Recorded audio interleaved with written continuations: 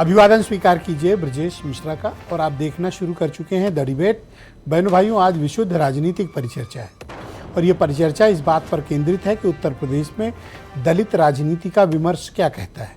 विमर्श का मतलब कि उत्तर प्रदेश में दलित राजनीति किधर जा रही है। उत्तर प्रदेश का सबसे बड़ा वोट बैंक 22% का वोट शेयर उत्तर प्रदेश में जिसके साथ गया उसकी सरकार बन गई।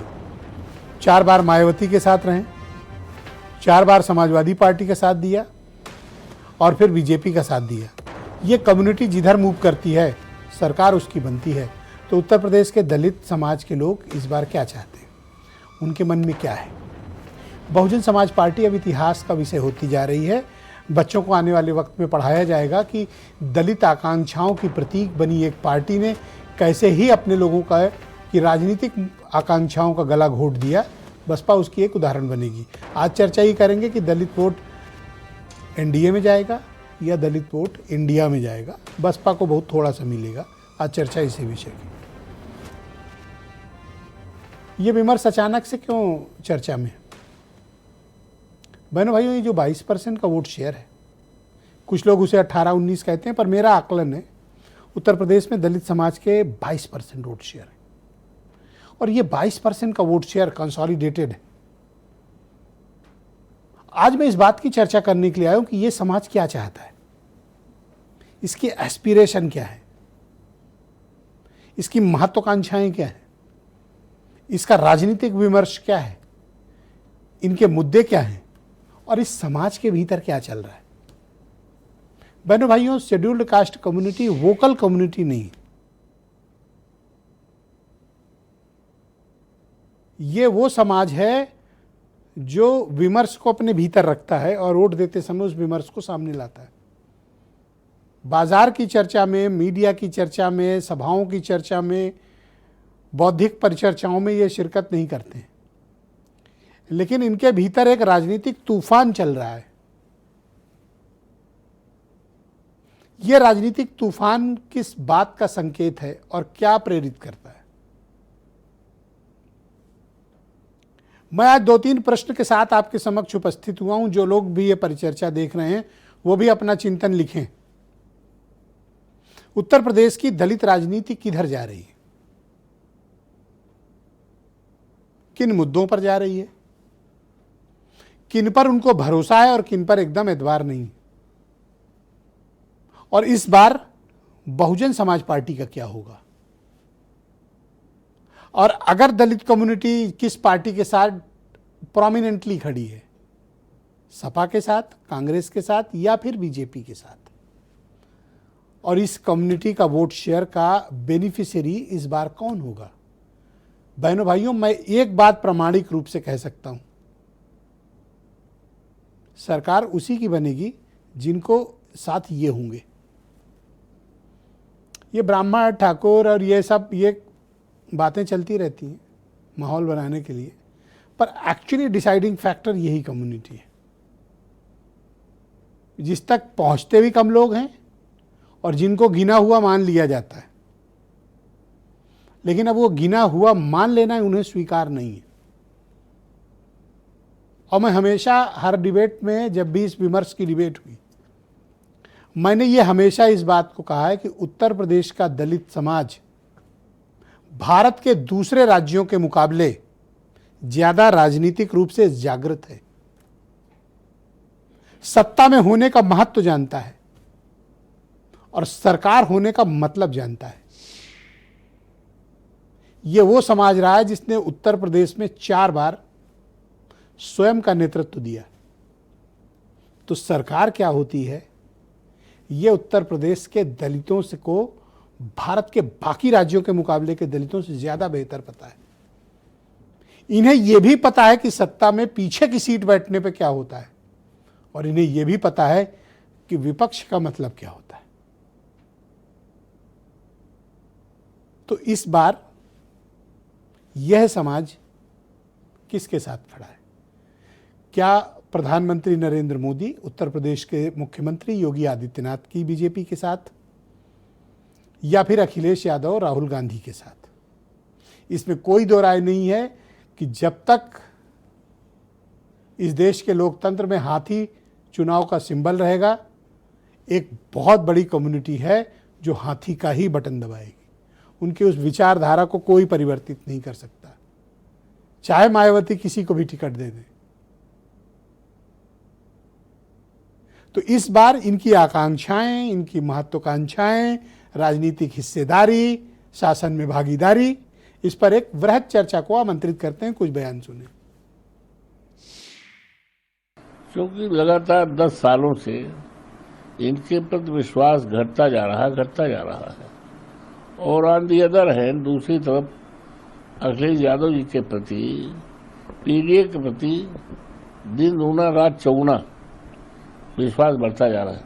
तो समाज का हर वर्ग इनकी नीतियों से, इनके कार्यक्रमों से बहुत ही त्रस्त है और इनको हटाना चाहता है। जनता का जोश आपको बता रहा होगा, स्पष्ट जनता कह रही है कि केवल कांग्रेस देश को बचा सकती है, रीजनल पार्टी की बस की बात नहीं है। देखिए, हिस्सेदारी और भागीदारी बराबर की और सम्मान भी बराबर का। देखिए, समाजवादी पार्टी और उसके राष्ट्रीय अध्यक्ष जी कुछ भी कर लें, लेकिन 2027 में समाजवादी पार्टी का सत्यानाश होना तय है।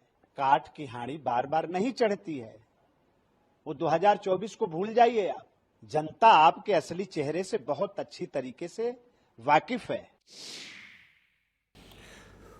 तो आज की चर्चा भारतीय जनता पार्टी के सीनियर लीडर और एमएलसी लालजी प्रसाद निर्मल मेरे साथ मौजूद हैं। अंबेडकर महासभा के अध्यक्ष रह चुके हैं। के गौतम जी मेरे साथ मौजूद हैं, फॉर्मर कैबिनेट मिनिस्टर हैं, बहुजन समाज पार्टी में रहे हैं। सुरेंद्र राजपूत उत्तर प्रदेश में कांग्रेस कमेटी के प्रवक्ता। कालीचरण स्नेही जी बहुत ही जाने माने चिंतक, अभी हमें इस कार्यक्रम में ज्वाइन करेंगे। राजेंद्र गौतम उत्तर प्रदेश के बहुत ही चर्चित पत्रकार। और आज़ाद समाज पार्टी के प्रदेश सचिव ओम प्रकाश जी हमारे साथ हैं। और सुनील साजन समाजवादी पार्टी के प्रवक्ता और वीरेंद्र जी हमारे नेशनल हेड। तो आप सभी का स्वागत और अभिनंदन इस दलित विमर्श की परिचर्चा में एकत्र होने के लिए। तो निर्मल जी, कार्यक्रम की शुरुआत आपसे, और मैं आपसे जानना चाहता हूं कि उत्तर प्रदेश का दलित भारतीय जनता पार्टी को क्यों वोट दे। मुझे उसके 4 कारण गिनाइए।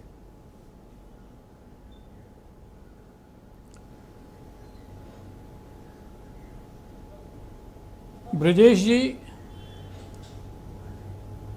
उत्तर प्रदेश का जो दलित है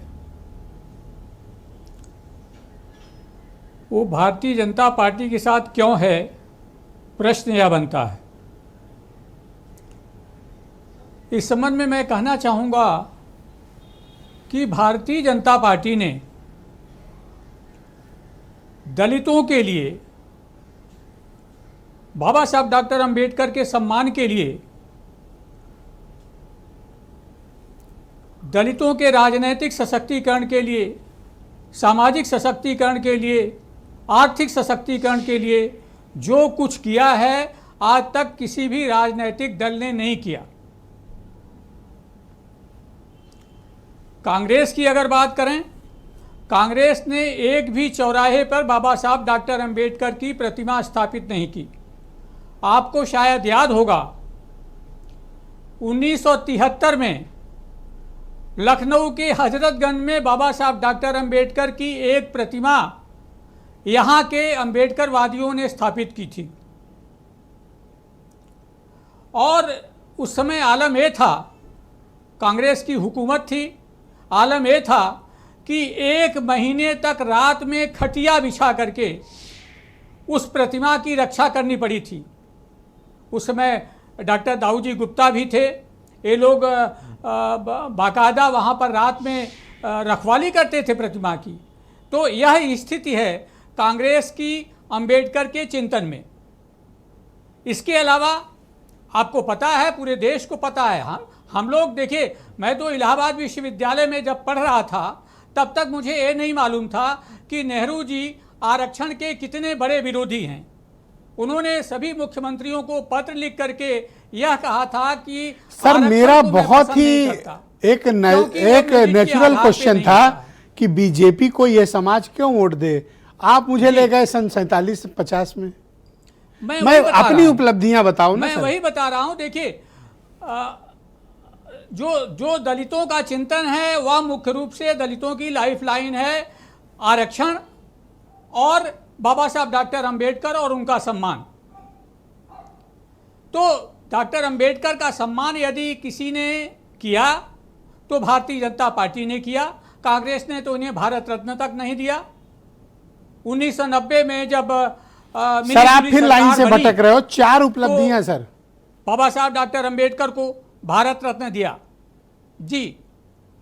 इसके अलावा जो बाबा साहब डॉक्टर अंबेडकर से जुड़े हुए जो स्थल हैं, जो महू छावनी है जन्म स्थान, जो उनका दीक्षा भूमि है नागपुर, जहां उन्होंने शिक्षा ली जी। 10 किंग्स हेनरी रोड लंदन, जहां उनका निधन हुआ 26 अलीपुर रोड, जहां पर उनका अंतिम संस्कार हुआ चैत्य भूमि मुंबई। उन सभी जगहों पे आप देख रहे हैं स्मारक बने। बाबा साहब डॉक्टर अंबेडकर को सम्मान दिया। लखनऊ में मुख्यमंत्री योगी आदित्यनाथ जी के नेतृत्व में बाबा साहब डॉक्टर अंबेडकर के वैचारिकी का एक बड़ा स्मारक बन रहा है, जिसमें अंबेडकर पर शोध करने की व्यवस्था अरे है। हक बड़ा की बात करो। ऑडिटोरियम है, मिला क्या 25 कम्युनिटी फीट को, ऊंची ये बात कांस्य करो। मैं प्रतिमा तीसरी है। बार आपसे तो पूछ रहा हूं। इसलिए देखिए, ये तो अंबेडकर का सम्मान हो गया जी। मिला क्या जी, इसके अलावा मैं आपको बताऊं, दलितों के राजनीतिक सशक्तिकरण के लिए यही समाजवादी पार्टी है, यही अखिलेश यादव हैं। धन्यवाद। मुझे याद है 2012 से 2017 के बीच। बहुत शुक्रिया आपका सर। मैं राजेंद्र गौतम जी को भी बुलाता हूं और ये बताएंगे आपको कि उत्तर प्रदेश में दलित समाज किस कम्युनिटी के साथ है। क्या भारतीय जनता पार्टी का नहीं सर, विधान परिषद में सर 4-5 मिनट से आप बोल रहे हो। अब आप थोड़ी तसल्ली कर लो, मुझे डिबेट को आगे बढ़ाने दो। सर आप बोलो गौतम जी कि क्या बीजेपी के साथ दलित क्यों रहे? बीजेपी एमएलसी साहब को ये बताना चाहिए। निर्मल जी धन्यवाद सर। भाजपा दूसरे शासित राउंड का वेट करो सर। गौतम जी बोलो। भाजपा शासित राज्यों में दलित उत्पीड़न की घटनाएं क्यों हो रही हैं? निर्मल जी सुन लीजिए, निर्मल जी ये आप सुन लीजिए, और भी लोग बोल रहे हैं डिबेट। भाजपा शासित राज्यों में दलित उत्पीड़न की घटनाएं क्यों बढ़ रही हैं? अभी उत्तराखंड में एक दलित व्यक्ति को मतलब बुरी तरीके से मारा गया है, इतना भयंकर मारा गया है। पूरे भाजपा शासित राज्यों में दलित उत्पीड़न की घटनाएं बढ़ रही हैं और ये कह रहे हैं हम सिर्फ स्मारक बना रहे हैं। अरे स्मारक बनाने से नहीं, उनको अधिकार देने से। एक भी दलित अफसर बता दे ये आईएएस किसको इन्होंने बनाया है योगी सरकार में, किसको बनाया है, किसको? एक भी महत्वपूर्ण पदों पर नहीं है और ये बातें करते हैं हम।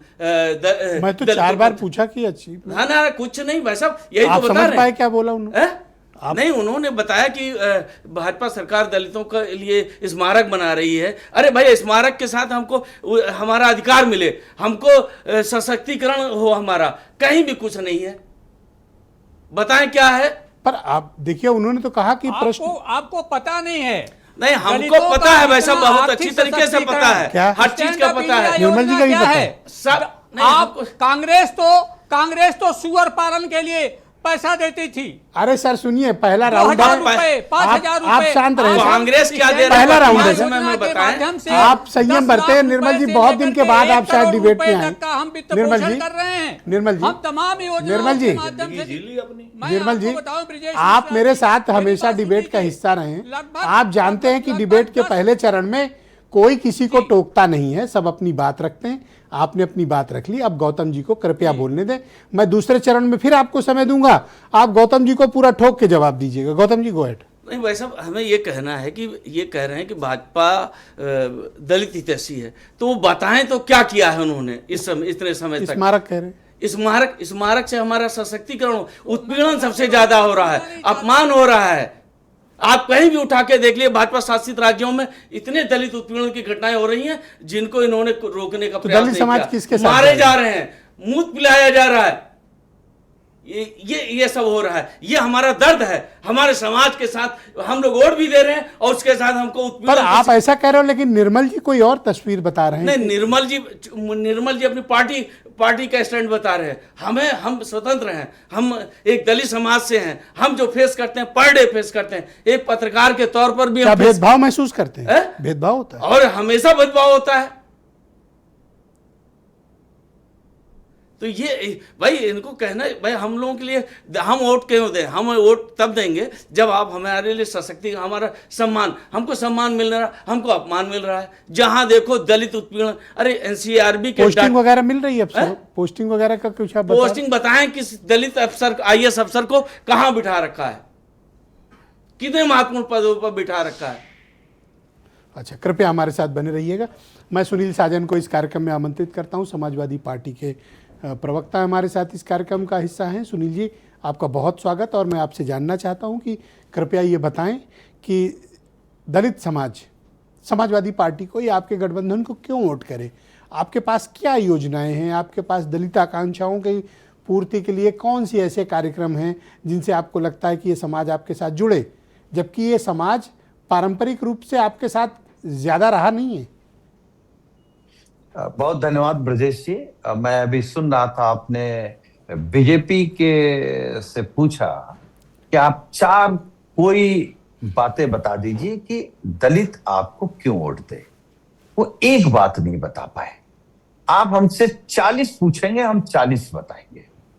पहली बात तो ये है ब्रजेश जी, ठीक है, आपने इस बात को कहा कि जब आदरणीय बहन जी अलग मजबूती से लड़ती थी और समाजवादी पार्टी अलग लड़ती थी, तो हमें पूरा दलित नहीं मिलता था। लेकिन आज हमारे नेता आदरणीय अखिलेश यादव जी ने कई बार इस बात को कहा कि जो हमारा चुनाव निशान है साइकिल, उसका एक पहिया अगर डॉक्टर लोहिया की विचारधाराओं से चल रहा है तो दूसरा पहिया अंबेडकर की विचारधाराओं से चल रहा है। तो हम डॉक्टर लोहिया और डॉक्टर अंबेडकर की विचारधारा या विरासत को आगे बढ़ा रहे। पीडीए क्या है? पीडीए का नारा हमारे नेता माननीय अखिलेश यादव जी ने दिया। पीडीए से पूरी भारतीय जनता पार्टी परेशान है और कुछ कह नहीं पा रहे हैं, कुछ कर नहीं पा रहे हैं, क्योंकि बीजेपी को जब कभी भी पिछड़े और दलितों को सम्मान देने की बात आती है, ये पद तो दे सकते हैं, अधिकार नहीं दे सकते, ये अधिकार कभी भी नहीं दे सकते। और दलितों को आप बीजेपी के लोग किस मुंह से बात करते हैं? आप उत्तर प्रदेश की बात कर रहे हैं ब्रजेश जी। उत्तर प्रदेश में दलित उत्पीड़न में या दलित अपराध में उत्तर प्रदेश नंबर 1 है योगी जी के नेतृत्व में, नंबर 1। हाथरस की घटना क्या दलित भूल जाएगा कि सामंती सोच के लोगों ने उस बेटी के साथ, बहन के साथ बलात्कार भी किया, वो मर गई और योगी आदित्यनाथ जी ने हिंदू रीत रिवाज से उसका अंतिम संस्कार भी नहीं होने दिया। किस तरीके से पिछड़े और दलितों का आरक्षण छीना है इसी उत्तर प्रदेश में। आप आरक्षण भी छीनेंगे, बेटियों को न्याय भी नहीं देंगे, कोई पेशाब करेगा दलित पे, कोई दलित की जमीन कब्जा करेगा, कोई जबरन उनको मारेगा, और आप उम्मीद कर रहे हैं लेकिन कि दलित समाज आपके ऊपर विश्वास क्यों करे? नहीं, इसलिए करे कि हम उस रास्ते पर हैं। वो हम पे विश्वास भले पर कम आपका करे, ट्रैक रिकॉर्ड लेकिन ऐसा नहीं रहा कि आपसे लंबे समय तक आप पर भरोसा किया जाए। देखिए, सवाल ट्रैक रिकॉर्ड का नहीं है। हम तो ये कह रहे हैं, अभी लालजी वर्मा जी ये कह रहे थे जी, लालजी एक प्रसाद अम्बेडकर निर्मल जी जी की, निर्मल जी, एक अम्बेडकर जी की मूर्ति लखनऊ में लगी। इनसे कहिए, दिल से बताएं कि उस उत्तर प्रदेश में वो कौन मुख्यमंत्री थे जिन्होंने कहा था कि ब्लॉक ब्लॉक पर डॉक्टर भीमराव अंबेडकर की मूर्ति लगेगी। वो श्रद्धेय नेताजी थे। तो हम तो खुले कह रहे हैं जी। कि हम Thank you, लोहियावादी sir. और अंबेडकरवादी हैं। बहुत शुक्रिया और आपका ये सर। जो हमारा पीडीए का नारा है, जी, ये पीडीए में ही अगर धन्यवाद सर। सुरक्षित कहीं दलित है तो पीडीए के साथ माननीय अखिलेश बहुत यादव जी शुक्रिया के साथ। आपका, बहुत धन्यवाद। कांग्रेस पार्टी ने उत्तर प्रदेश में इन दिनों एक राजनीतिक प्रयोग किया है। ये प्रयोग है शेड्यूल्ड कास्ट कम्युनिटी के लीडर को उत्तर प्रदेश का प्रभारी बनाया, राजेंद्र पाल गौतम। वैसे आए तो आम आदमी पार्टी से हैं, केजरीवाल के यहाँ से, लेकिन इन दिनों पार्टी का हिस्सा हैं और उत्तर प्रदेश का प्रभारी बनाया गया है। और उनकी जो राजनीति है वो दलित विमर्श के ही इर्द गिर्द घिरी रही है। तो अब कांग्रेस के इस राजनीतिक कार्यक्रम और राजनीतिक चाल पर बाकी पार्टियां चौकन्ना है। तो आपने एक अपर कास्ट कम्युनिटी के महासचिव को हटा के सुरेंद्र जी शेड्यूल्ड कास्ट कम्युनिटी के नेता को प्रभारी क्यों बनाया? हमने तो अपना राष्ट्रीय अध्यक्ष भी आदरणीय मल्लिकार्जुन खड़गे साहब को बनाया। उनसे बड़ा दलित नेता कौन, आप हमें बताओ। दलितों के हितों के लिए दिन रात काम किया, कांग्रेस पार्टी ने काम किया। 20 निकाती प्रोग्राम अगर किसी ने दिए, हमारे राजनीतिक मित्र भी हैं, प्रतिद्वंदी भी हैं, पूछिए 1975 में दलितों को पट्टे किसने दिए?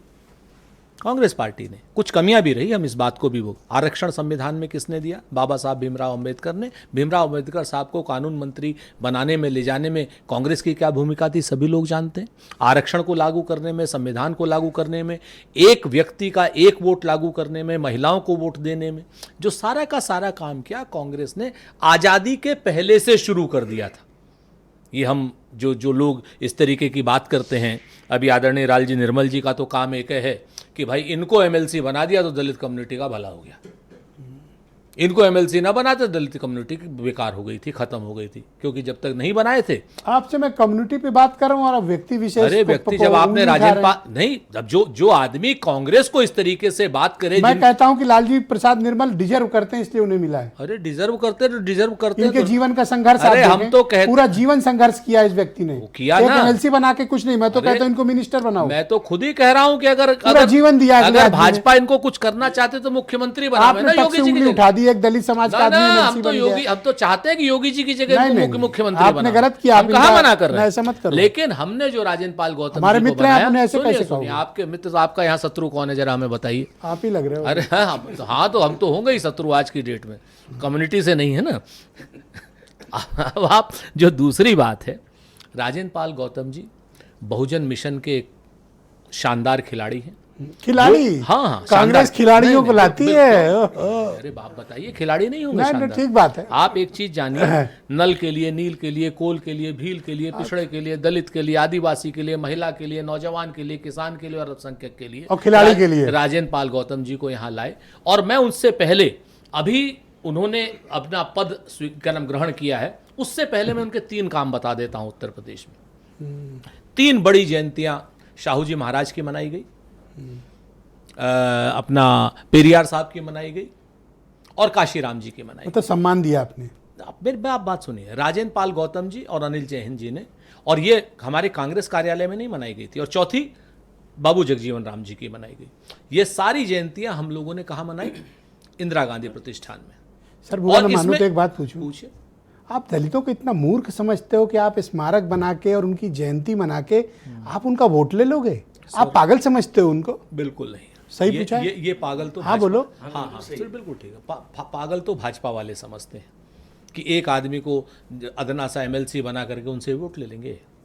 पागल हम नहीं। हमने तो आरक्षण में भी पूरा काम किया, जिस आरक्षण का विरोध भारतीय जनता पार्टी ने, जनसंघ ने और राष्ट्रीय स्वयंसेवक संघ ने किया। जी। जिस तिरंगे को राष्ट्रीय स्वयंसेवक संघ ने, जनसंघ ने और संविधान को जलाया, आरक्षण का विरोध किया। अभी 2015 में आरएसएस के प्रमुख मोहन भागवत जी ने कहा कि आरक्षण खत्म हो जाना चाहिए। उन्होंने स्मारक बनाया, ये जयंती मनाई, ठीक नोट किया जाए। हमने तो आरक्षण दिया सर, हम तो आरक्षण के पक्षधर हैं। हम तो आरक्षण, जाति आरक्षण को बढ़ाने के पक्षधर हैं सर। अब और थोड़ा अपना समय गौतम जी को दे दें। गौतम जी बहुत शुक्रिया। गौतम जी क्या कहा आपने? पूज्य। अच्छा, अभी तो खिलाड़ी थे, अब पूज्य हो गए। भाई पूज्य हैं या खिलाड़ी जो भी हो आप, आपका स्वागत भाई गौतम जी। तो मुझे बताएं कि ये कांग्रेस पार्टी ने जो किया है, क्या इसकी वजह से ये विमर्श चर्चा में आया है, या वाकई दलित समाज की वो चेतना है जो चेतना निर्मल जी बता रहे हैं, या उस चेतना की तरफ दलित समाज जा रहा है जिसका जिक्र मेरे दोस्त राजेंद्र गौतम कर रहे थे? देखिए, परम पूज्य बाबा साहब अम्बेडकर ने जो किया, ये इंडिया नहीं, इंडिया के विश्व जानता है, संसार जानता है। परम पूज्य बाबा साहब अम्बेडकर ने वह किया जो भारतीय संविधान में हुआ नियम बना दिया, वह अनुच्छेद बना दिया जिससे हमारा सुरक्षा है। अगर भारतीय संविधान ना होता तो हम लोग को आपके यहाँ आना भी मुश्किल होता।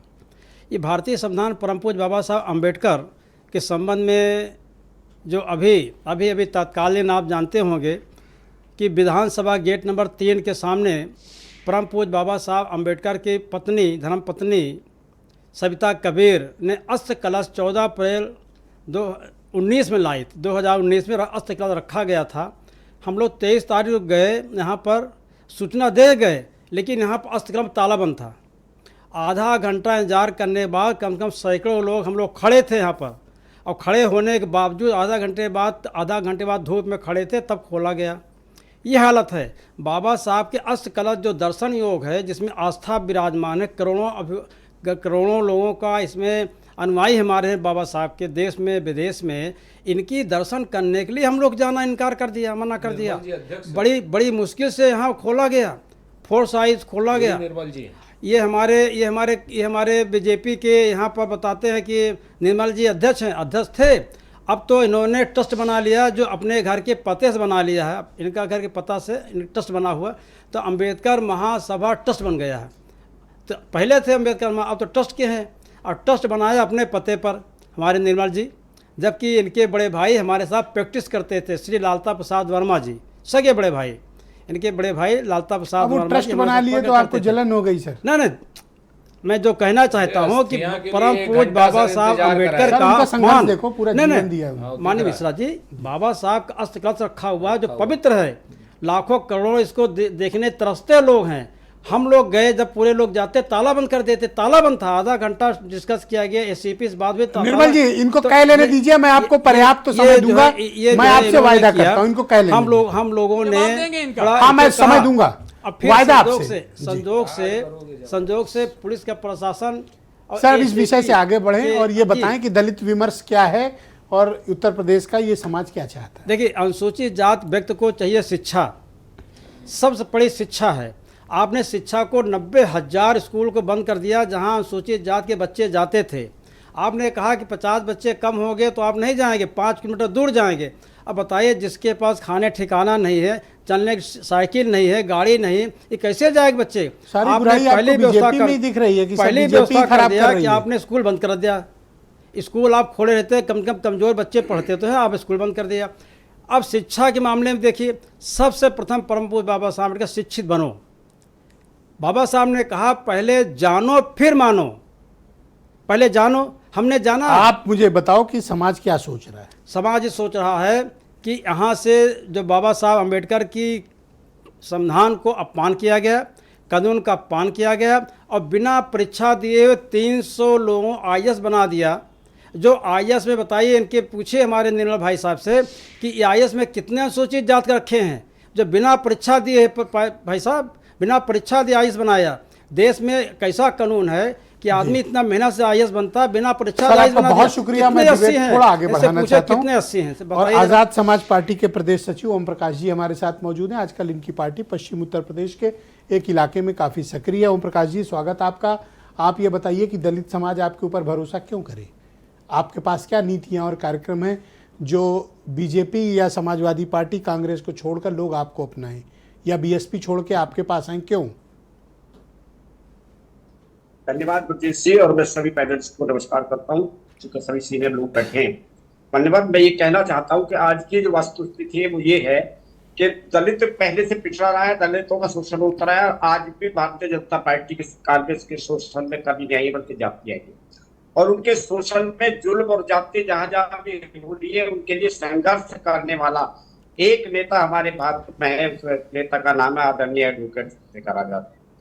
और कोई भी नेता, हमारे सभी सम्मानित, पहले सुनता हूँ बाबा साहब की बात कर रहे हैं, बाबा साहब के टाइम में ये हुआ, हमने तस्वीरें लगाई हुई, सारी चीजें ठीक है, तस्वीरें सब लगा रहे हैं, लेकिन उनके मान सम्मान के, उनके स्वाभिमान की रक्षा के लिए लड़ कौन रहा है?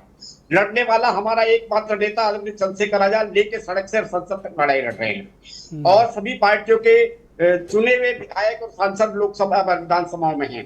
मैं पूछना चाहता हूं कि कौन सा ऐसा नेता है जो हमारे दलितों के मुद्दे पर वहां बोलता है? एक भी कोई नेता ऐसा नहीं है जो दलितों की लड़ाई संसद में या विधानसभा में करता हो।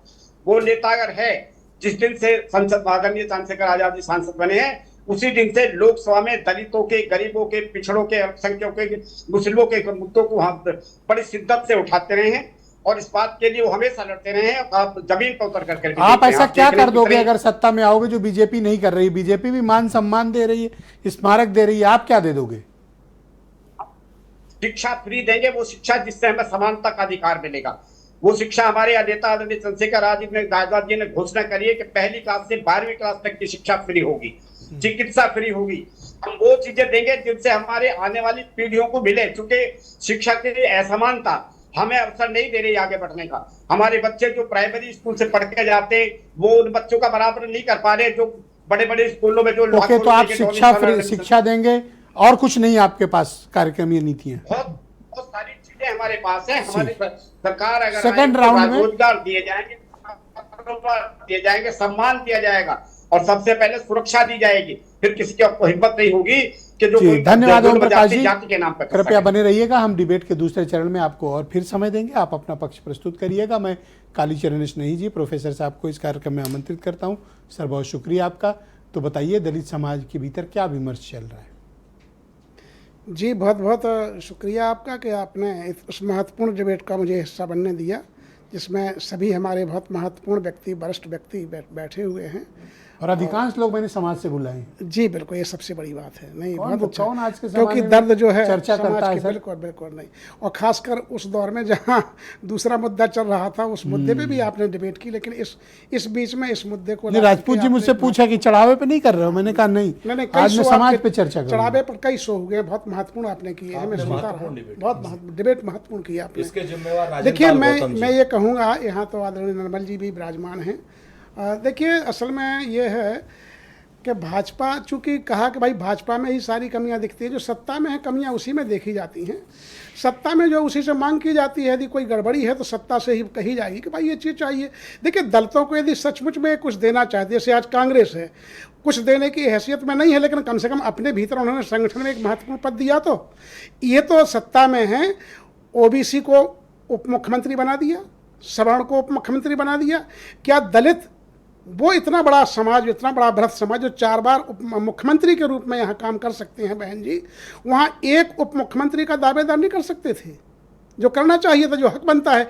अभी भी समय है, यदि जैसे सब लोग, जैसे इन्होंने ओबीसी को बहुत एडजस्ट किया, अभी कई लोगों को उपाध्यक्ष बनाया है और गिनती के इतने उपाध्यक्ष बना दिए। हाँ नहीं, बहुत नहीं, वही भाजपा ने बनाए हैं तमाम उपाध्यक्ष, ओबीसी के बहुत से उपाध्यक्ष बना दिए हैं और वो भी अध्यक्ष भी बनाया है। तो उनका फोकस ओबीसी पे है, लेकिन दलितों के लिए कहते हैं कि हम बहुत कुछ कर रहे हैं। भाई ये बार बार करते हैं, सपा पर आरोप लगते हैं कि बहुजन नायकों पर जो बहन जी ने जिले बनाए थे, स्मारक तमाम चीज़ें बनाई थी, उनको जो है इन्होंने जो है नाम बदल दिए थे। अरे भाई, आप आए हैं, आप यदि सपा के इतने आलोचक हैं और विरोधी हैं तो उन नामों को बहाल कर देते। आरोप भी लगाया जाता कि बहन जी बी टीम है। अरे बी टीम होती तो भाई किसी जाटों को मुख्यमंत्री बनते, हम देखते, तब तो मान जाते। दूसरे जिलों को बहाल कर देते, तब मान जाते कि भाई ये तो सचमुच में बी टीम का काम है। शिक्षा, नौकरी, सुरक्षा, सम्मान मिल रहा है? नहीं, देखिए, हम लोगों को स्वाभिमान ही चाहिए। हम लोगों को, हम चाहते हैं संविधान के अनुसार राज्य हो। हम देखिए, ये क्या सुरक्षा हमें देंगे, क्या सम्मान देंगे जिन्होंने हजारों साल तक उत्पीड़न किया हो? इनसे क्या अपेक्षा की जा सकती है? बिल्कुल बिल्कुल सही बात है भाई। जो बाबा साहब को सम्मान नहीं दे सके, जो लोग इस देश में, बाबा साहब से बड़ा कौन होगा?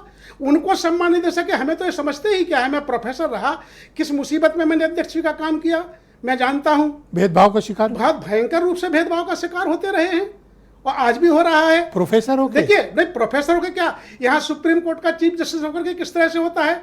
बहन जी पर भी तमाम आरोप लगे हैं, दलित की बेटी फलाना, दौलत की बेटी, सब कहा गया, और ये लोग कुछ भी करते रहे तो कुछ नहीं। अब देखिए, कहा जाता था बुलडोजर बाबा हैं, लेकिन बुलडोजर बाबा इस समय कहाँ चले गए? माने मैं तो कहता हूं कि सब जगह होना। यदि भगवान राम आप कहते हैं सबके हैं, तो सबका वहां प्रतिनिधित्व दिखना चाहिए था। वहां पर दलित भी गिनती में होते। क्यों कामेश्वर जी हैं बिहार वाले? कामेश्वर जी मर चुके। नहीं भाई, 1 साल हो गया। हाँ, तो ये है कि भाई कम से कम दिखाई तो दे। यदि भगवान राम सबके हैं, आपके धर्म, हिंदू धर्म में सब जुड़े हैं, हमें दिखाई तो दे भाई, हमें प्रतिनिधित्व दिखाई दे। डीएम कितने बनाए हैं? चंपत राय की जगह चाहिए आपको? चंपत राय की जगह चाहिए? नहीं, चंपत राय की जगह नहीं चाहिए। चंपत राय जी ने जो किया वो सब जान रहे हैं। हमें ना वो जगह चाहिए, ना हम उनका काम कर सकते हैं, ना हमें ऐसा कुछ चाहिए। हम चाहते तो कौन सा प्रतिनिधित्व दे दें? आप या अनिल मिश्रा की जगह ले लो या गोपाल राव की जगह ले लो। नहीं, वहां हमारे तमाम लोग हैं जो जा सकते हैं, तमाम लोग हैं जो जा सकते हैं। लेकिन ये सही बात है कि देखिए, आज की तारीख में कोई महत्वपूर्ण ऐसा कैबिनेट मंत्री होता दलितों में, जिसको हम कह सकते हैं कि भाई भाजपा का बहुत पावरफुल मंत्री है, जिसके इशारे पे डीएम हड़क जाता हो। जी, एक रिटायर्ड आईआरएस हैं, वो ट्रस्ट के सदस्य हैं। अरे नहीं, देखिए आदरणीय डॉक्टर साहब, कहा जाता है कि तमाम दल जो है दलित को सीओ बना दे। गैर जो बसपाई दल हैं वो ये पावर नहीं देते हैं, पद तो दे देते हैं। राष्ट्रपति का पद दे दिया, उपराष्ट्रपति का भी माने तमाम बड़े बड़े पद दे देते हैं, लेकिन पद के बाद जो शक्तियां होती है वो कहाँ देते हैं? जैसे शक्ति पर हो, बाबा साहब को शक्ति देने में आनाकानी की कांग्रेस ने, यही कारण है कि बहुत शुक्रिया आपका, धन्यवाद। मैं डिबेट के दूसरे चरण में सर आपको बाकी समय दूंगा, आप अपना पक्ष रख लीजिएगा। वीरेंद्र जी हमारे नेशनल हेड कार्यक्रम में जुड़ चुके हैं। वीरेंद्र जी स्वागत है आपका। तो बताइए कि उत्तर प्रदेश की दलित राजनीति का विमर्श और मुख किस ओर जा रहा है? देखिए, 5 साल बाद चुनाव होता है तो वोट तो डालना है सबको। कोई बीजेपी को देगा, कोई कांग्रेस को, कोई सपा को, और कोई मायावती को, और कोई चंद्रशेखर को। वोट डालना मजबूरी है। अब ये है कि मायावती दलितों की एक बड़ी नेता थी, लेकिन उनके वोट बैंक का क्षरण हो गया। वो धीरे धीरे धीरे कम होता गया। वो बीजेपी के साथ चला गया मोदी के उभार में, और फिर पिछले लोकसभा में वो कुछ समाजवादी पार्टी और इंडिया गठबंधन के साथ आ गया, राहुल गांधी के साथ। तो ये वोट चलता रहता है, कभी इधर कभी उधर। लेकिन ये जरूर है कि जो दल सत्ता में है उसकी जिम्मेदारी ज़्यादा है कि वो निचले तबके के लोगों को, जो कमज़ोर लोग हैं, वंचित हैं, शोषित हैं, उनको ऊपर उठाए। जरूरी नहीं खाली यही कि झगड़ा हो जाए तो FIR कह के जेल में डाल दे और कहा कि हमने दलितों के लिए इतना कर दिया।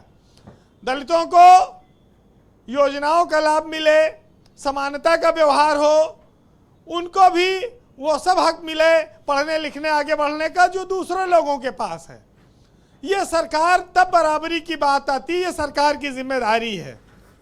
लेकिन जब वोट की बात आती है ब्रजेश जी, तो फिर एक चीज देखा जा रहा है पिछले कुछ दिनों से कि उत्तर प्रदेश में OBC और दलित सेंट्रिक राजनीति ज़्यादा हो गई है, और इसकी वजह से सवर्ण वोटों की अब कोई ज़्यादा पूछ बची नहीं है, क्योंकि अधिकतर दल ये मानते हैं कि ये जो ठाकुर, पंडित, बनिया, लाला, ये सब भाजपाई हैं, ये वही देंगे।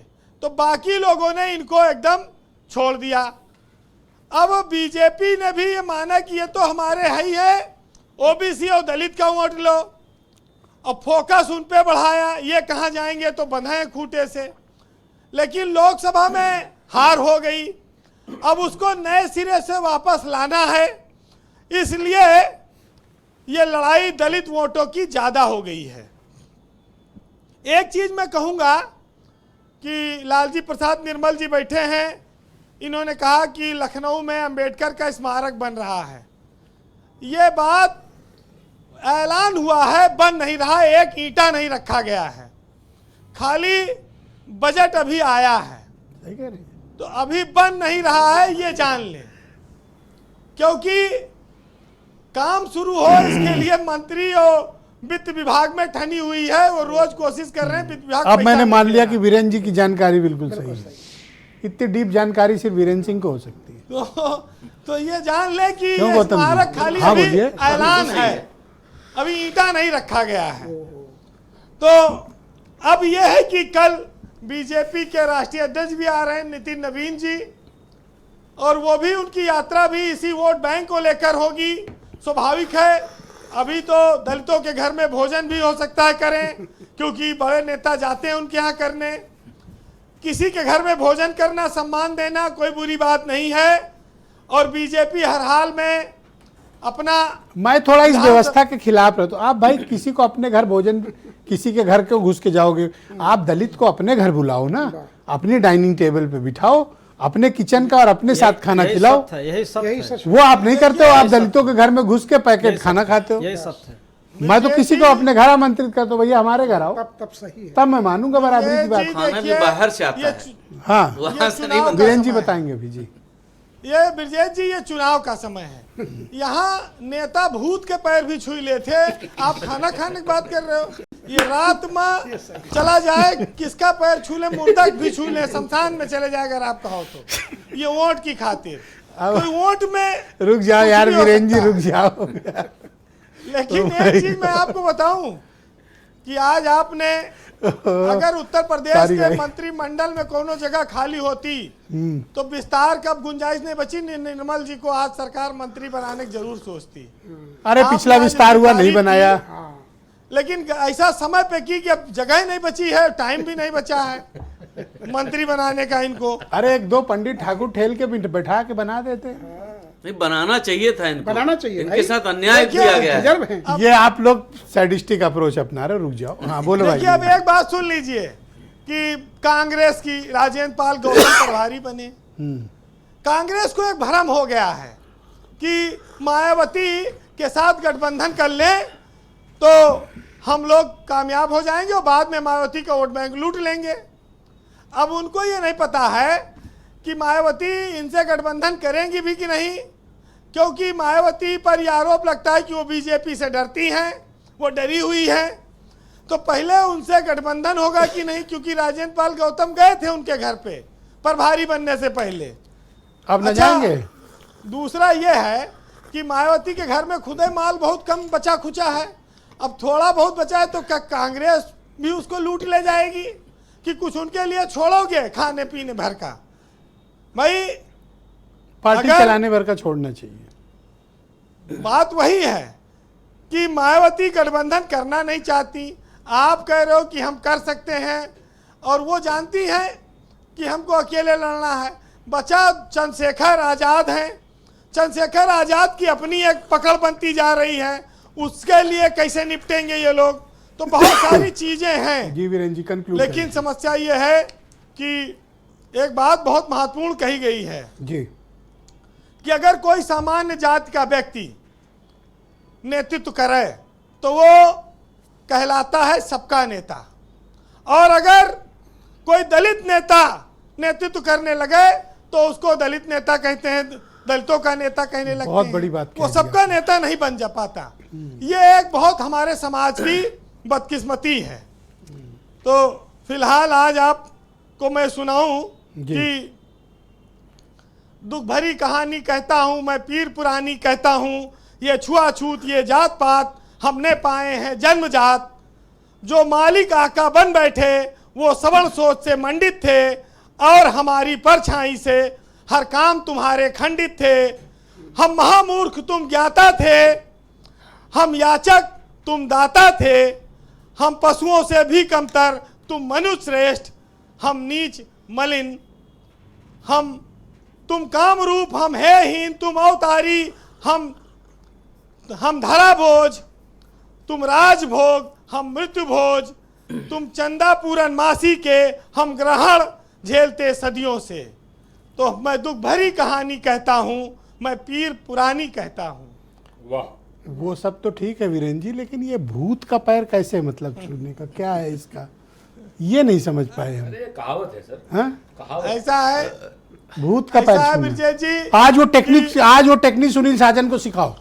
बोलो वीरेंद्र। ये लोग गांव में जाते हैं तो जहाँ कंडा पाथा जाता है हाँ। वो घूर के भी पैर छू लेते हैं वहां मट्टी का कि वोट मिल जाए।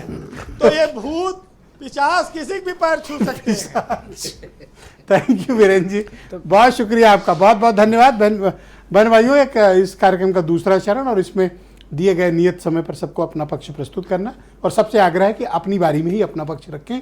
मैं लालजी प्रसाद निर्मल जी को आमंत्रित करता हूं, उनको काफ़ी कुछ भला बुरा इस डिबेट में बाकी प्रवक्ताओं ने सुनाया है, तो वो एक एक करके जवाब देंगे। निर्मल जी आप बोलिए। आप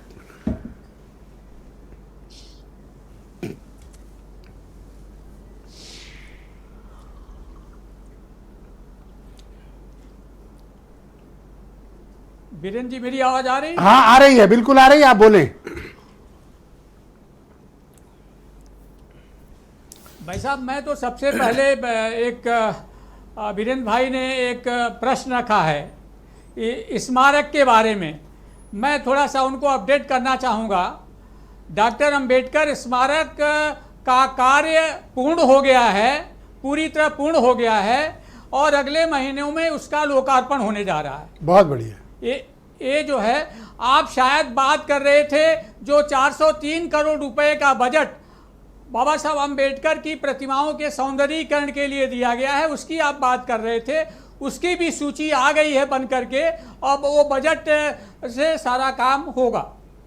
एक बात मैं और कहना चाहूँगा, अभी हमारे मित्र और भाई के गौतम जी ने कुछ सवाल, व्यक्तिगत सवाल उठाए थे, तो मैं उनको बताना चाहूँगा, भैया ये जो ट्रस्ट बना है अंबेडकर महासभा का, वो पता मेरे आवास का इसलिए दिया गया था कि मेरे पास कोई कार्यालय तो था नहीं, तो पता दिया गया है और अस्थाई पता है। और इस ट्रस्ट में भाई साहब अंबेडकर महासभा के अध्यक्ष हैं, महामंत्री हैं, संगठन मंत्री हैं, कोषाध्यक्ष हैं, सारे पदाधिकारी अंबेडकर महासभा के लोग हैं। मेरे परिवार का एक भी व्यक्ति नहीं है, मेरा बेटा नहीं है, मेरी बीवी नहीं है उसमें। तो ये जानकारी आपको है, आप बताना नहीं चाहते थे। ये अंबेडकरवादी व्यक्ति के लिए शोभा नहीं देता। और मैं यह भी कहना चाहूँगा ब्रजेश जी, आपका चैनल उत्तर प्रदेश में ही नहीं पूरे देश में देखा जाता है और दलित विमर्श पे ईमानदारी से बात होनी चाहिए। भारतीय जनता पार्टी को टारगेट करने में इतनी तत्परता लोग दिखाते हैं। आप क्या सोचते हैं भाई साहब, आज तक आज़ादी के इतने अंतराल के बाद भी लोगों के कच्चे मकान थे। हमारी जो आवास योजना है, सौभाग्य योजना है, उज्ज्वला योजना है, आयुष्मान भारत है, स्वच्छ भारत मिशन है, इसके लाभार्थी कौन है? किसके मकान कच्चे रह गए थे? किनके घरों में शौचालय नहीं था? किनके घरों में बिजली की रोशनी थी नहीं थी? ये सब दलित ही तो थे। आज देखिए जाकर के मुसहरों के घर देखिए, पक्के मकान बने हैं। स्पेसिफिक या इस समाज के उन्नयन उत्थान के लिए कुछ योजनाओं का जिक्र करते हैं तो ज्यादा अच्छा होता। सशक्तिकरण हमने किया कि नहीं किया? सभी की हमारी योजनाओं सरकार ने सामाजिक सशक्तिकरण किया कि नहीं? देश में मैला उठाने की प्रथा थी, किसी सरकार ने खत्म किया क्या? स्वच्छ भारत मिशन, घर घर शौचालय की योजना ने ये जो धन्यवाद सर, मैला उठाने की प्रथा बहुत धन्यवाद सर, विराम लगा दिया भाई साहब। एक युग परिवर्तन हुआ। तो भारतीय जनता पार्टी ने जितना दलितों के लिए, अभी सुनील साजन जी अंबेडकर की बात कर रहे थे, पूरा हो जाएगा फिर नहीं सर, दूंगा सर, किसी और दिन दे दूंगा। बहुत धन्यवाद सर, बहुत शुक्रिया आपका। सुनील साजन जी को कार्यक्रम में लाया जाए। भाई सुनील जी, वो तो कह रहे हैं हमने युग परिवर्तन कर दिया है, ये आपको क्यों नहीं दिखता? सुनील जी, हटाया था, समाजवादी पार्टी ने हटाया था, उनके गुरु सर हो गया sir, thank you sir, thank you sir, धन्यवाद सर। थोड़ा सा हियरिंग प्रॉब्लम थोड़ा है। Okay Sunil ji, go ahead, Sunil ji बोलेंगे। सर धन्यवाद सर, धन्यवाद sir, thank you sir, thank you sir, thank you sir, thank you. BJP, हाँ बोले सर। बीजेपी के प्रवक्ता, हाँ सुनील जी बोले। अरे रुक जाइए, हाँ बोले ब्रजेश जी। बीजेपी के प्रवक्ता सुनील जी कह रहे बोलेंगे। हैं युग परिवर्तन। अगर इंडिया गठबंधन ने उत्तर प्रदेश में भारतीय जनता पार्टी को नहीं रोक दिया हाथ से मैला उठाने की प्रथा तो स्वाभाविक है सर, रुक जाए सर, और लोग को भी बोलने दें सर। कोई सड़क छाप चर्चा नहीं है, आप संयम बरतें सर, सीनियर आदमी है, मैं आपका सम्मान करता हूँ। अब अन्य लोग को बोलने दें। सुनील जी बोलिए आप। जी ये कह रहे हैं युग परिवर्तन। अगर इंडिया गठबंधन माननीय अखिलेश यादव जी ने उत्तर प्रदेश में भारतीय जनता पार्टी को हाफ नहीं कर दिया होता, ये लोग तो संविधान बदलने जा रहे थे। अच्छा, संविधान बदल करके आप दलितों को क्या दे देते? और फिर मैं कह रहा हूं, लाल जी, निर्मल जी, आप इधर उधर मत भागिए। आप बताइए, योगी आदित्यनाथ के नेतृत्व में चलने वाली सरकार में उत्तर प्रदेश दलित उत्पीड़न में नंबर 1 कैसे है? आप बताइए, दलितों की जमीन कौन लोग कब्जा कर रहे हैं?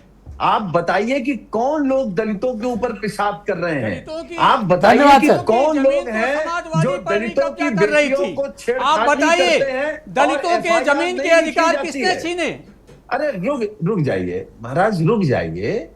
अब हम समझ सकते हैं कि आप, ब्रजेश जी ने जब कहा कि 4 पॉइंट बताइए, तो आप एक भी पॉइंट नहीं बता पाए, क्योंकि आप जिस सरकार में, जिस पार्टी में हैं, धन्यवाद सर, पिछड़े थैंक यू दलितों का सर, भला नहीं है हो सकता। बहुत शुक्रिया सुनील जी, आज थोड़ा वक्त का अभाव है और दलित और मैं आपका समय सुनील जी अपने सुरेंद्र राजपूत जी को देना चाहता हूँ। कांग्रेस पार्टी किस एजेंडे को लेकर आगे बढ़ना चाहती है? आप पीडीए का नैरेटिव बढ़ाना चाहते हैं या फिर सर समाज की बात करते हैं? लेकिन आपके प्रभारी तो कुछ और बोलते हैं। देखिए, पीडीए का नैरेटिव तो राहुल जी और अखिलेश जी को मिलकर के बढ़ा ही रहे हैं। जातीय जनगणना हम कराने की बात कर रहे हैं, लोगों को संसाधनों पर हक देने की बात कर रहे हैं, आरक्षण की व्यवस्था को बढ़ाने की बात कर रहे हैं। ब्रजेश जी, मैं आपको एक बड़ी इंपॉर्टेंट बात बता रहा हूं, जो भारतीय जनता पार्टी पूरे देश में सबसे ज्यादा एमपी चुने हैं, लेकिन सामान्य सीट पर दलित प्रत्याशी को अगर किसी ने जिताया है तो एक सीट कांग्रेस ने जिताई है बंबई में, वर्षा गायकवाड़ की, और दूसरी सीट अयोध्या की जिताई है अवधेश प्रसाद जी की, क्या नाम, अखिलेश यादव जी की समाजवादी पार्टी ने। जब तक आप राजनीतिक प्रतिनिधित्व जर्नल सीटों पर नहीं देंगे दलितों को, अच्छा, यही बात है, आप बात समझिए। दलितों की सीट तो सुरक्षित है। आप मतलब पंडित ठाकुरों को सबक सिखाना नहीं चाहते नहीं, हो? बात पंडित ठाकुरों की नहीं है, उनको अपना हाँ? मिल रहा है। आप हमको बता दें एक कोई सीट पूरे देश में। अरे थेथराई मत करो भाई लालजी निर्मल, भेजा इन्होंने। बुजुर्गियत का अपने ख्याल रखो। हम तो चाहते थे कि आपको चीफ मिनिस्टर बनाया जाए, आपको यहाँ थेथरा जान बना मंत्री दिया। बनने के लाले हैं। यहाँ थेथराई कर रहे हो बैठे हुए सर। धन्यवाद खाम खाम में। सर, धन्यवाद सर। कोई ओके। लेना देना नहीं है, राजेंद्र गौतम जी, थेथराई करना मैं आपसे करना। जानना चाहता हूं कि क्या अरे दलित कान खराब है तो कान खराब रखो, हाथ तो खराब ना रखो। सर, क्या दलित बकवास विमर्श कर रहे की हो। पूर्ति ये सरकार कर रही है, वर्तमान सरकार, या अपोजिशन के पास कोई एजेंडा है? दलित क्या चौराहे पे खड़ा है, वो किसके साथ जाएगा? एक्चुअली भाई साहब, कोई भी सरकार दलितों के मुद्दों पर बहुत गंभीरता से विचार है। हमें दो बातें भाजपा शासित राज्यों में हम चाहते हैं ये लागू करें। क्या? वो ये है, सबसे बड़ी बात, दलित उत्पीड़न के मामलों में सख्ती से रोके जाएं। दूसरा, बाबा साहब की प्रतिमा हर पूरे देश भर में हर जगह खंडित की। अभी तमिलनाडु में एक वहाँ के मुख्यमंत्री ने वहाँ पर यह कर दिया है कि अगर जिसने भी तोड़ा बाबा साहब, उसको ताउम्र कभी नौकरी सरकारी नहीं मिलेगी और उसके खिलाफ बहुत सख्त कार्रवाई की जा रही है। ये यहाँ भी हो, ये लागू हो यहाँ पर। और दलित उत्पीड़न के मामले रोके हो उनके साथ उत्पीड़न इतना हो रहा है, भेदभाव इतना हो रहा है, रोक ही नहीं पा रहे हैं। ओके गौतम जी, आपको तो बराबरी, आपको तो जवाब दे के चुप कर दिया निर्मल जी ने। तत्कालीन हमारे जो राष्ट्रपति थे, संविधान दिवस के अवसर पर 26 नवंबर 2021 को आए थे महामहिम राष्ट्रपति तत्कालीन। मैं मुझको के न्यूज वाले बुला रखा था। मैं आया तो सरदार पटेल की मूर्ति जगमग थी और फिर इसके बाद महात्मा गांधी की मूर्ति जगमग थी और बाबा साहब अंधेले में थे। मेरा रिकॉर्ड देख लीजिए। इसी दिन जिस दिन महामहिम राष्ट्रपति जी आए थे 2021 में और 26 संविधान दिवस के अवसर पर आए थे महामहिम राष्ट्रपति तत्कालीन, बाबा साहब अंधेले में थे। और मैं जब 9 बजे बोल के आया, देखा बाबा साहब अंधेले, फोटो खींचा और फोटो खींचने के बाद मैंने विज्ञापन दिया, पेपर में दिया, राष्ट्रीय पेपर में निकला बाबा साहब अंधेले में। जिस दिन महामहिम राष्ट्रपति जी आए इस दिन बाबा साहब अंधेले में थे। ये बाबा साहब का अपमान करने वाले लोग, ये बाबा साहब सम्मान करते हैं? ये बाबा साहब सम्मान नहीं करते। ये बाबा क्या साहब निर्मल जी के नेतृत्व से आप सहमत नहीं हो कि ये दलितों को इंसाफ नहीं दिला पा रहे हैं? कैसे इंसाफ दिला पाए जब बाबा साहब के इंसाफ नहीं करा सकते? बाबा साहब बनाए कानून के इंसाफ नहीं करा सकते, क्या करा पाएंगे? ये बता रहा हूँ, रिकॉर्ड बता रहा हूँ आपको। थैंक यू सर, मैं रिकॉर्ड बता रहा हूँ। ओम प्रकाश जी को आमंत्रित करते हैं। ओम प्रकाश जी, जिस प्रकार का दलित विमर्श के मुद्दे, उनके इश्यूज, उनके मसाइल बीजेपी और अपोजिशन हैंडल कर रहा है, आपके पास कुछ ऐसा अलग से है, कोई कार्यक्रम है? क्योंकि मैं देखता हूँ चंद्रशेखर जी एक्टिव तो हैं लेकिन एक क्षेत्र में एक्टिव हैं, उनकी स्वीकार्यता पैन उत्तर प्रदेश में अभी नहीं है।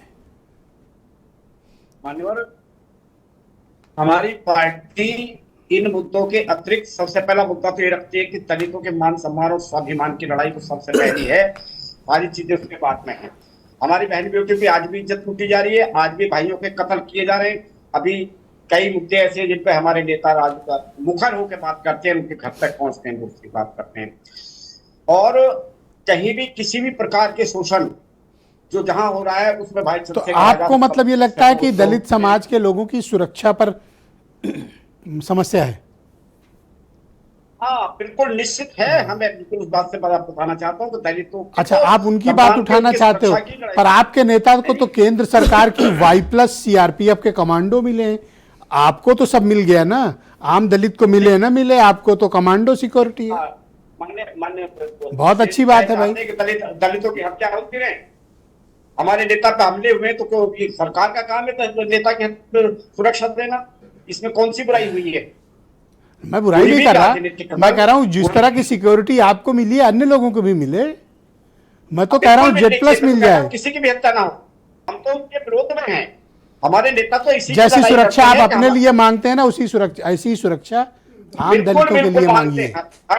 आपको सिक्योरिटी कमांडो मिल गए तो आपको लगता है कि सबको सुरक्षा है? नहीं लगता ना, हमको आज भी पता है हमारे नेता आज भी इसीलिए तो लड़ रहे हैं। सब जानते हैं कि आम चुनाव के पहले आपको सिक्योरिटी कहां से मिली है? सिक्योरिटी मिली है, गोली चली है, हमले में, जानलेवा हमले में जब मिली थी, जब चली थी तब तो नहीं मिली। ये तो सरकार का काम था। मैं तो कह रहा हूं, बस वही तो कह रहा हूं, सरकार का काम था। इनको अपने लिए सिक्योरिटी चाहिए, पर आम दलित की सुरक्षा का भावनात्मक मुद्दा उठाएंगे। पर उसको क्या सुरक्षा मिले उसकी कोई सरकार से बात नहीं करेंगे। कह रहे हमको खतरा है। भाई खतरा तो सबको है। खतरा क्या कालीचरण जी को नहीं है? खतरा के गौतम, राजेंद्र गौतम को नहीं है? खतरा हमारे निर्मल जी को नहीं है? कितने लोगों के दुश्मन है वो, पर मिली तो आप ही को है सिक्योरिटी।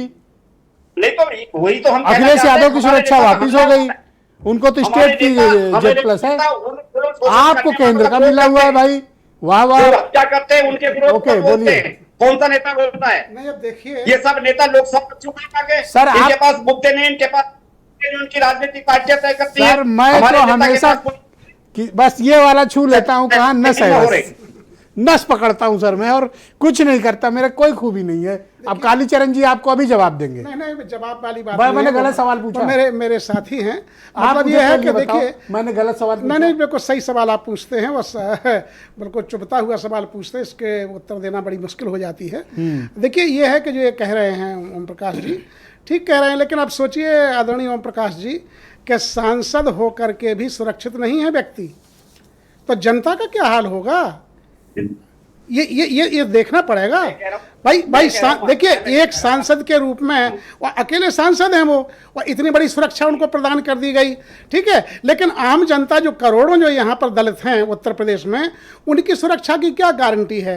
तो ये कभी भी ये लड़ाई को लॉजिकल एंड पे ले जाते हैं, हमेशा झगड़े का वीडियो बना के चाहूंगा कि जो भाजपा कभी किसी लड़ाई को लॉजिकल एंड तक आजाद समाज पार्टी नहीं ले जाती, झगड़े का वीडियो बनाएंगे, वायरल करेंगे। मैं चाहता ये दलितों का इंसाफ दिलाने की जगह वायरल करने के तरीके मैं चाहता हूं कि आदरणीय निर्मल जी सुरक्षा इनको चाहिए, रील ये बनाएंगे। सरकार का हिस्सा है आदरणीय निर्मल जी, तो बैकलॉग स्पेशल निकलवा करके दलितों की जो भर्तियां पड़ी हुई हैं और ओबीसी की, उसको भरवा दीजिए। जी आप सबका मैं बहुत आभार प्रकट करता हूं कि दलित विमर्श के एक प्रमुख मुद्दे पर चर्चा में आप सब शामिल हुए। आप सबका बहुत शुक्रिया और बहुत धन्यवाद। बहनों भाइयों आपका भी बहुत धन्यवाद इस कार्यक्रम में मेरे साथ सम्मिलित होने के लिए। एक छोटा सा ब्रेक के उस पार आपको कुछ महत्वपूर्ण खबरें। नमस्कार।